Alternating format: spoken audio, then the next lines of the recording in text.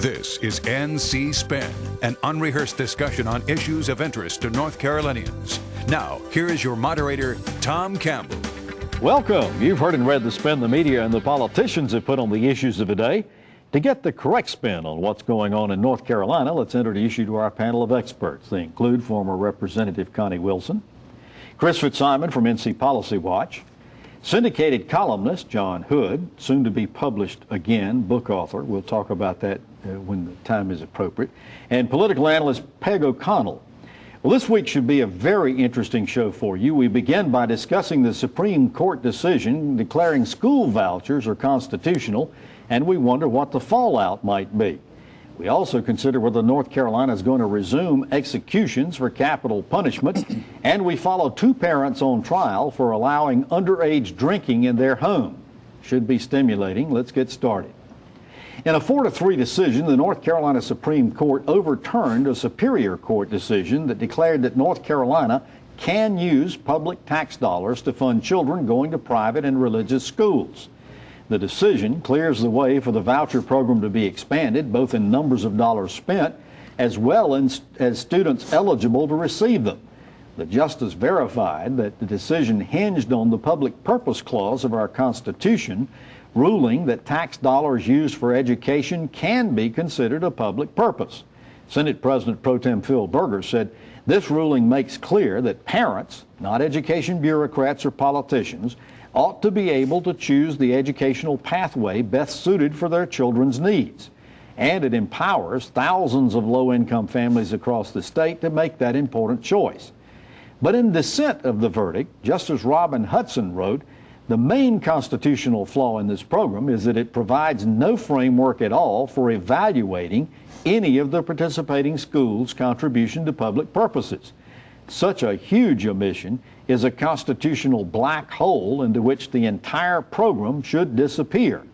Chris, many are speculating this decision will not be appealed since the U.S. Supreme Court's already ruled in Arizona that vouchers are legal. So how does this open up the possibility for vouchers to be expanded? Well, I think they're right that it won't be appealed. This whole case was based on the state constitution, and there really isn't a federal claim I think that the lawyers can see who are opposed to this, although they were disappointed. Both the House and the Senate budget already increased the funding to $17 million a year. The House would be a one-time expenditure. The Senate would be recurring money. I think, of course, this was the wrong decision. I wasn't surprised about the public purpose decision. I thought, though, that the case would also hinge on whether or not students are getting a sound basic education with taxpayers' money, because, as Justice Hudson, I think, eloquently pointed out in her dissent, there really are no standards. And we know, for example, there are voucher schools that are receiving vouchers that are teaching kids things like dinosaurs and humans coexisted, and all sorts of crazy scientific facts that we're paying for as taxpayers. Parents have every right to send their kids to those schools, but I think we ought to, when we spend taxpayer dollars, there ought to be some sense that we're getting a sound basic education for those children. John, why was there any surprise about this at all? Because the Supreme Court had ruled years ago in the Moretti case for using public dollars to give to private companies, as well as the legislative tuition tax credits that we give to private colleges. Well, you mean grants? They aren't tax credits. Yes. Look, it would have been extremely surprising if the Supreme Court, a majority of the court, had suddenly decided for essentially the first time to apply a real public purpose doctrine of any sort. They just don't. They defer to the legislature because they are interpreting the public purpose doctrine to mean that if the legislature intends for an expenditure or a program to advance a public purpose, that's pretty much it. So you'd have to really, really be clear that there was a small number of private entities and they are the only ones who benefit, and there's no ancillary benefits to the public. And that's just, in a case like this, that was never going to happen. Because remember, we routinely give tax dollars to church-run schools to carry out Smart Start and Mort 4. Okay? We routinely give money to private colleges and universities, including ones where students are studying the divinity. Okay, so to pick out K-12 and say this is different would have required a much more elaborate and contorted decision that I think this majority was going to go for. Peg, it was a 4-3 decision, and there are a lot of people saying that there were 4 Republicans that voted in favor and 3 Democrats that dissented from the decision. Just How political is this, and how significant is it? Well, I think the fact that the Supreme Court reached down to the trial court level and snatched this case up, told everybody, anybody and everybody anything they needed to know about how the decision was going to come out. You had 4 Republican justices voting that this process was constitutional, and you had the 3 Democrats saying it was not. I mean, that was a foregone conclusion. It is so very rare for the highest appellate court in the state to take a case from a trial court that hasn't even gone through the Court of Appeals. Wake County Representative Skip Stam has been the champion of the vouchers, going back to the times when you served in the legislature. All right, so what's going to happen here? Are we going to see this whole thing thrown open, or are we going to see vouchers being offered to every school child in North Carolina? There is a decent percentage of Republicans in both chambers who strongly support vouchers, but it's not an overwhelming majority. So I think you'll see it gradually increase where they will raise the income levels that are eligible and the dollar amounts, but I don't think there's going to be a wholesale throw open the barn door. Is there going to be any appetite whatsoever for trying to put some qualifications on how these dollars are spent and what the kids are being taught? I mean, they're holding our public schools to these tremendous standards and then complaining when they don't get them, and then to put all this money into untested and unevaluated programs, that's just, it's not going to hold up over the time. There is an irony here. We have a new A through F grading system because we wanted to know whether schools are passing or failing and doing well with our kids because they're using our money. I wondered why we don't have a standardized test, the same ones the public schools use, and give the private schools that get taxpayer money the same grade. The argument is parents need information. Why don't they get it about all the schools that they're available to go to? Interesting. Well, we thank you for watching NC Spin, both on the air and on YouTube. Here's a reminder that there's much more on our website, ncspin.com, or NC Spin on Facebook. You'll find video footage not seen elsewhere. You'll find perspectives pieces from our panel and other weekly columns. And you'll get more balanced debate from the Old North State on ncspin.com, NC Spin on Facebook, or on Twitter at NC Spin Tweets. When we come back on this after these messages, we're going to ask if executions are getting ready to resume. NC Spin will return after these messages. Phones are getting smarter, cars more efficient, TVs bigger and more stunning. Imagine the same innovation from agriculture. Meet the Plant Sciences Initiative at NC State, a proposed state-of-the-art research complex where world-class researchers will tackle agriculture's toughest challenges, like feeding the world's rapidly growing population while preserving natural resources for future generations. Join Farm Bureau and NC State in moving North Carolina to the forefront of ag research in the world. Visit keepaggrowing.org. What's one simple way to make life even better in North Carolina? Cut taxes. Everyone wants to keep more of their hard-earned money. And tax cuts means more money in your pocket. Money for what your family really needs. Tax cuts mean more companies and more jobs. It's simple. A $2 billion tax cut will help North Carolina. Tell your legislator to keep their promise and support the Senate plan for North Carolina tax cuts. Clean transportation options can help you fuel what matters. We're fueling what matters to us by converting our fleet of collection trucks over to compressed natural gas. It's a good, smart business decision, and having the air cleaner is something that benefits all the families that work with us. We use biodiesel in our heavy equipment. We've got propane in a lot of our police cars, and we've really embraced the electric car. Join the City of Raleigh and fuel what matters. To learn how you can fuel what matters, visit fuelwhatmatters.org.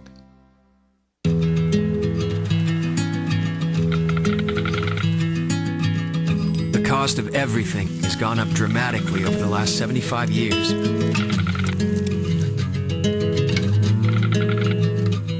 With one exception, keeping electricity affordable. That's the power of your co-op membership. Learn more at togetherwesave.com. North Carolina's Touchstone Energy Cooperatives, looking out for you.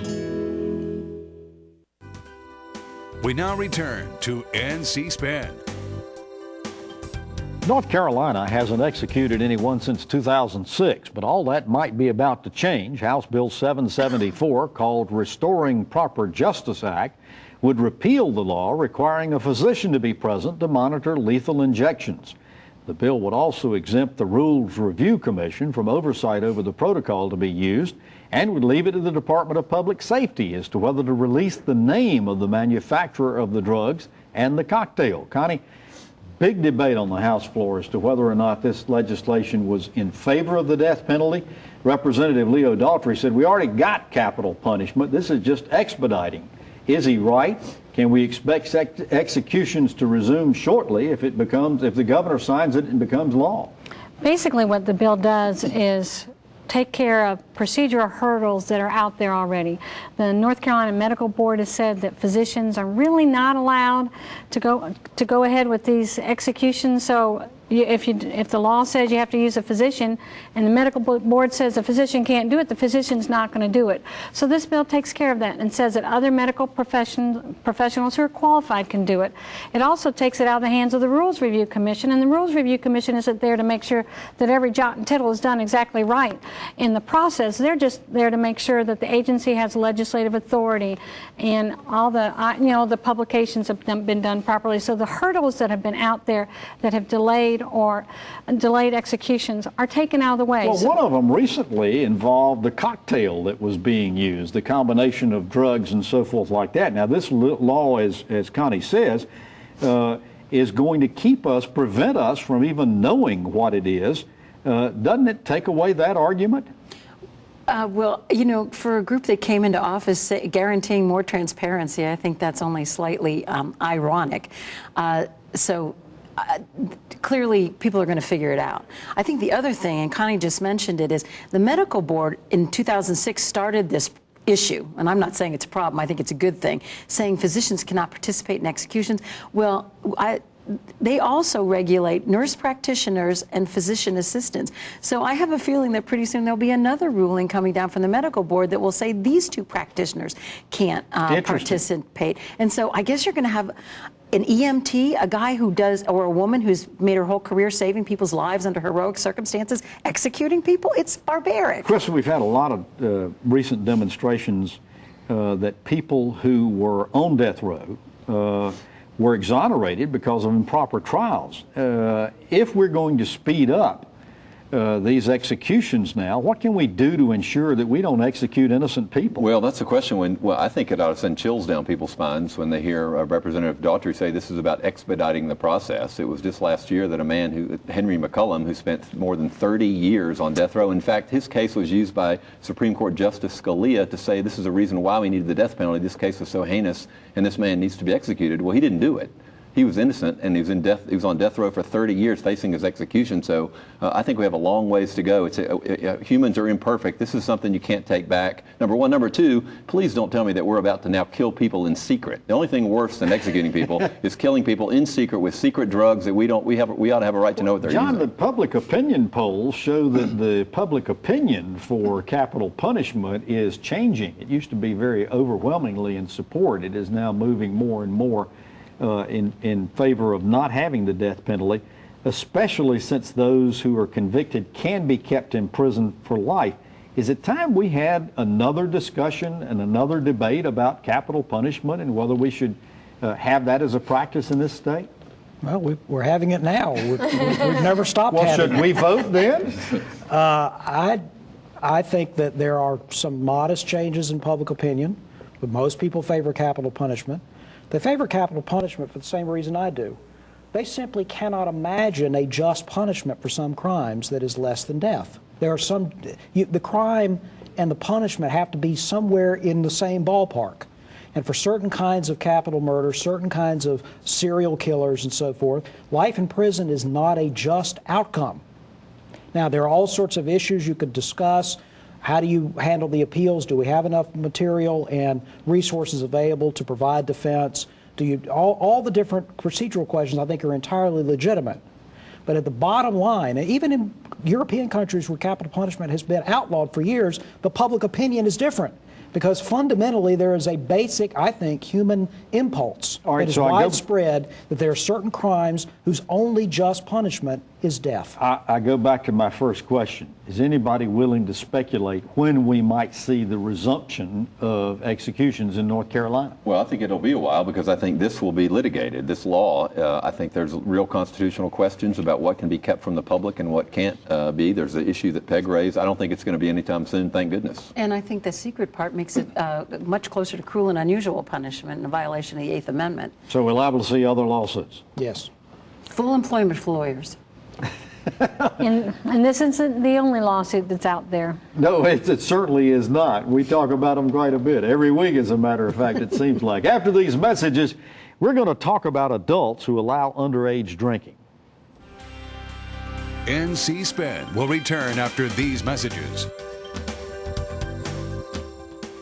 It's a fact. Patients who receive care in the medical home from a trusted family physician reduce healthcare costs through prevention, early detection, and affordable management of high-cost chronic diseases. Every dollar invested in healthcare matters. Let's invest them wisely. Building on North Carolina's medical home model, better health begins with the medical home, a trusted family physician, the best return on our healthcare investment. Learn about the importance of medical homes at ournchealthcare.com. Does your North Carolina business or organization have a story to tell? I'm Richard Campbell, and at Carolina Broadcasting and Publishing, we help tell stories that connect you to the people who will respond. We take the time to understand our clients' needs and what makes them unique. We craft their stories through the efficient use of words, images, and videos that resonate with their desired audience. We also know that a good story is incomplete without a call to action. On video, on air, online, and in print, from concept to final production, no one can help tell your story more effectively or affordably than we can. For special introductory offers, visit carolinabroadcasting.com or call 919-832-1416. Again, that's carolinabroadcasting.com. Let us help tell your story today.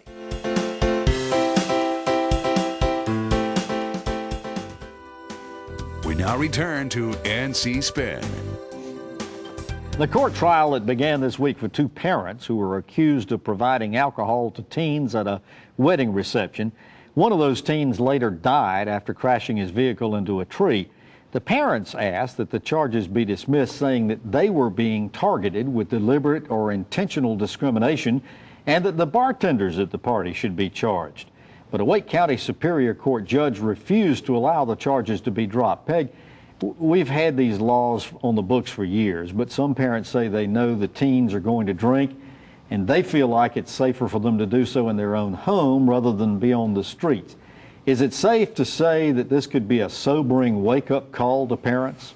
Well, despite the very bad pun, I think it is a sobering wake-up call, but it shouldn't be a surprise to anybody. As you said, Tom, underage drinking and parents aiding and abetting underage drinking has been against the law in North Carolina for many, many years. And so parents know what the deal is. In addition, saying, well, you know, I would rather have my child drinking in my basement and his friends maybe or maybe not getting in a car and going home, as opposed to drinking on the streets or wherever kids do drink on the streets, is just clearly sending the wrong message from parent to child. Underage drinking is an epidemic in North Carolina, and we need to do something about it. You know, I will say, I will credit Governor McCrory. When he came into office, he created within the Alcohol Beverage Control Commission the Talk It Out NC. Former Governor Jim Gardner has been very active in exactly.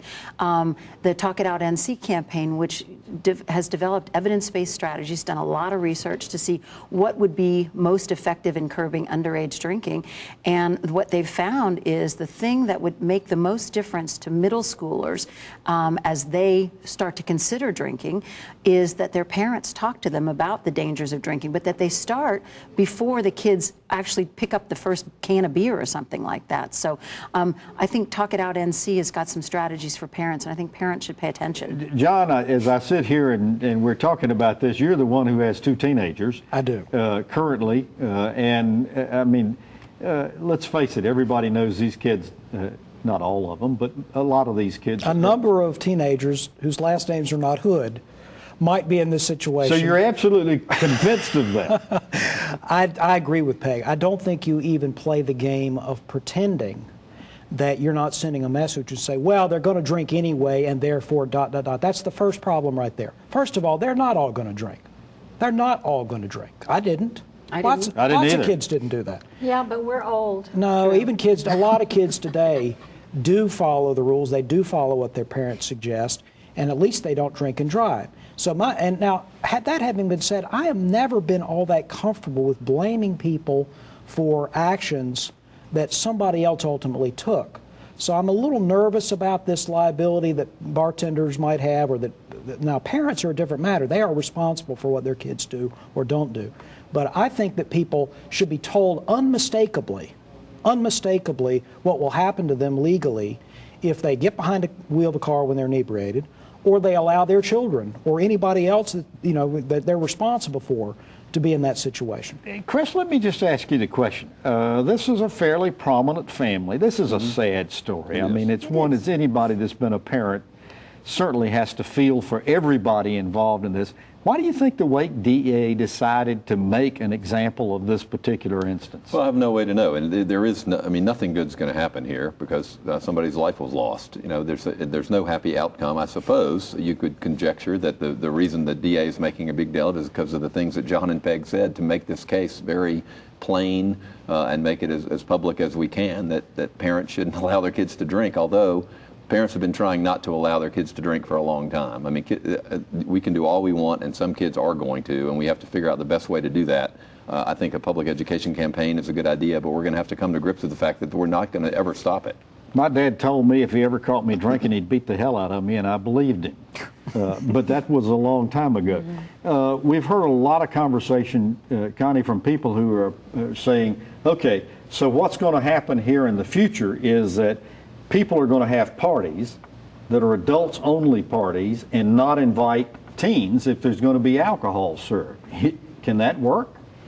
I think it definitely could work. And there are so many other areas in our lives we look at the litigious aspect of whatever we're going to do, and if that's going to be a problem, I think weddings may look a little bit different and other adult type of parties. Well, is it going to cut down any on the number of events where alcohol is served, like this wedding reception, for instance? That would be fine with me. No, they're still going to have alcohol at most weddings, honey. Yeah, I think you're absolutely right. In some instances, it's needed.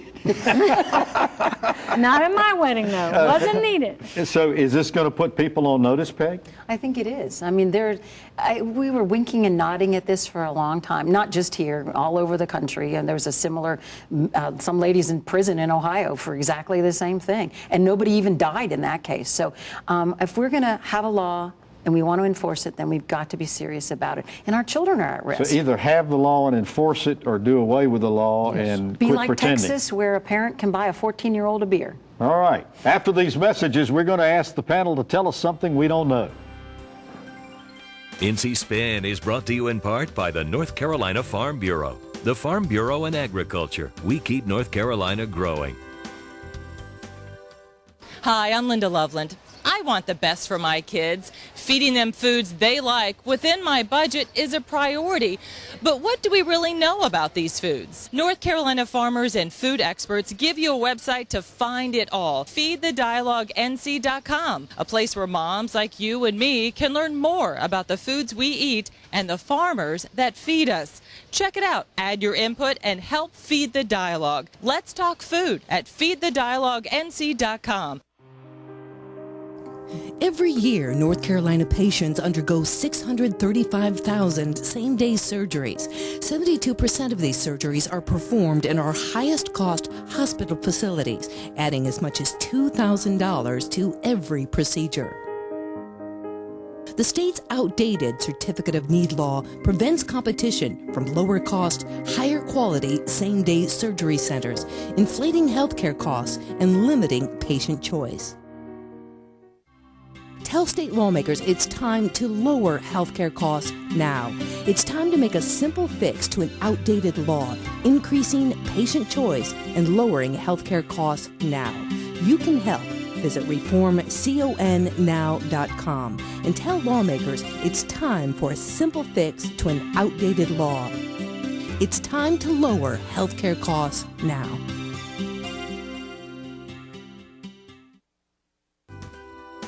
We now return to NC Spin. Whenever I go out in public, people will stop me and say, you know, I like your show a lot, but I love the last part of the show when the panel tells us something we don't know. Peg O'Connell, will start with you.